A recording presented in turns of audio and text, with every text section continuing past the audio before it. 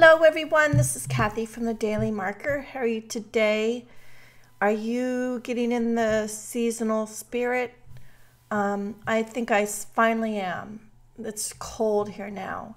But on another note, I want to show you how I created these shaker cards. Well, actually, I have another video showing shaker cards. I want to show you how I created these plaid backgrounds with my markers.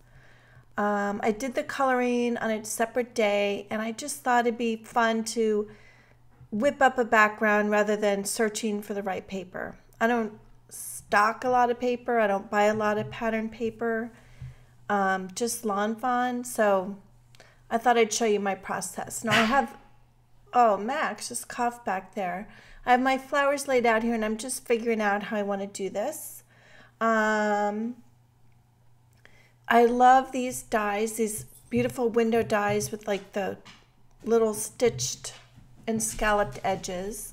So I picked up my marker. I'm not going to list the markers because you just use what you have. It forces you to find colors. Just use what you have. I promise you it'll look great. So I have a green color, and I'm just scribble coloring on there. And now I have another green. The first one is like a bluer green. And I'm just started my line, freehand line, and then I'm coloring on top of that first line just to soften that harsh line. And then I'm just filling in the white space here. I've sped this up because this is like the most basic coloring ever. And I just want to show you how quick and fun this can be. So this is like a 4x6. Now I've grabbed my, I had my shipping seal in there for when I do my road trips, and I put some of that Copic blending solution on my rag, and I'm just giving myself a little texture on that background, just a little nubby nub.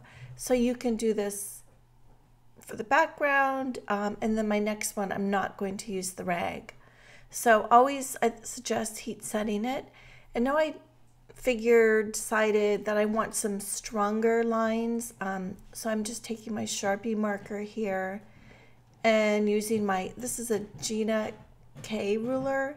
I love the size and such nice good quality acrylic, but I'm using this ruler to draw my lines and using my mat to help me with those lines as well. So now I'm just putting some foam tape on it. You can see that I am like the narrator and I'm just creating that window so I can put my shakery stuff in there. I die cut another one of those card panels for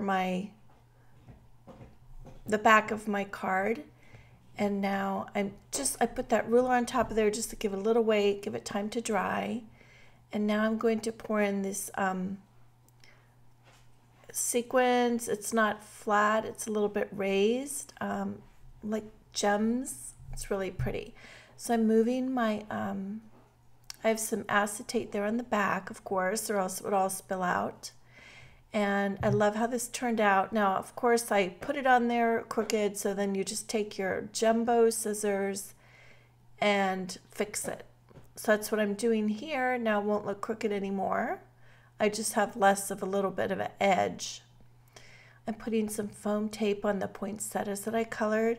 And by the way, these flowers can be used all year long. For Valentine's Day, this plaid background could be done in all pinks for a Valentine's Day card. Now I've picked up this shimmer marker, and I'm just putting some accents on each petal. And then I'm going to color certain areas on the plaid background, just some of the little squares. As you can see right there, just here and there, just kind of like here and there. And then just that subtle shimmer looks really pretty. You don't want too much. I'm a believer in just using shimmer as an accent.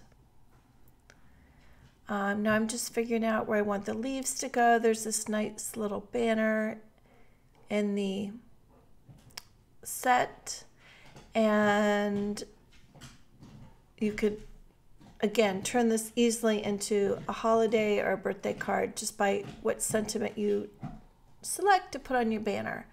So I'm just adding my leaves, and now I'm starting on the other background.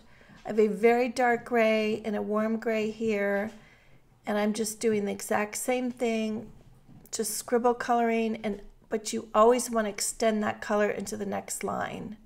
And as you can see, it just kind of softens that harsh line. And don't worry about if your line's not straight.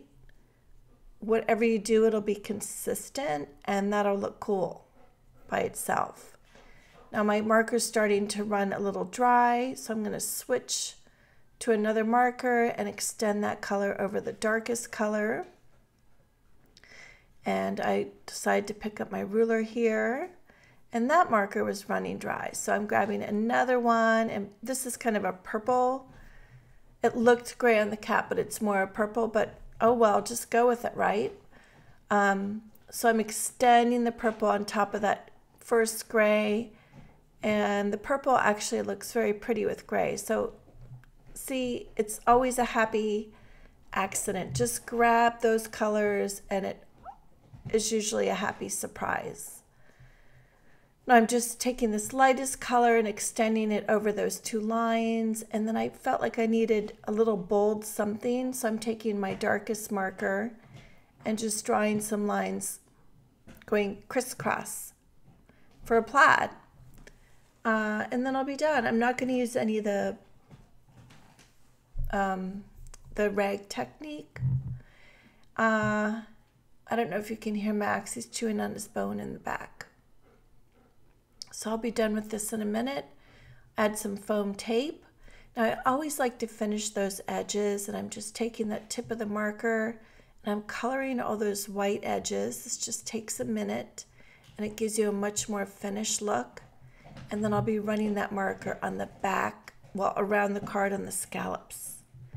And then I'll be putting foam tape on that and adding the poinsettias. So super fun. Now you can see the glimmer on the shine here. I took this video on my phone just so you could see that little bit of glimmer. And then there's the green one there. So thank you so much for watching. I always appreciate your visit, and I hope that you're having a good December. And check out my blog for a few more details. And have a great day. Thanks again. Hugs.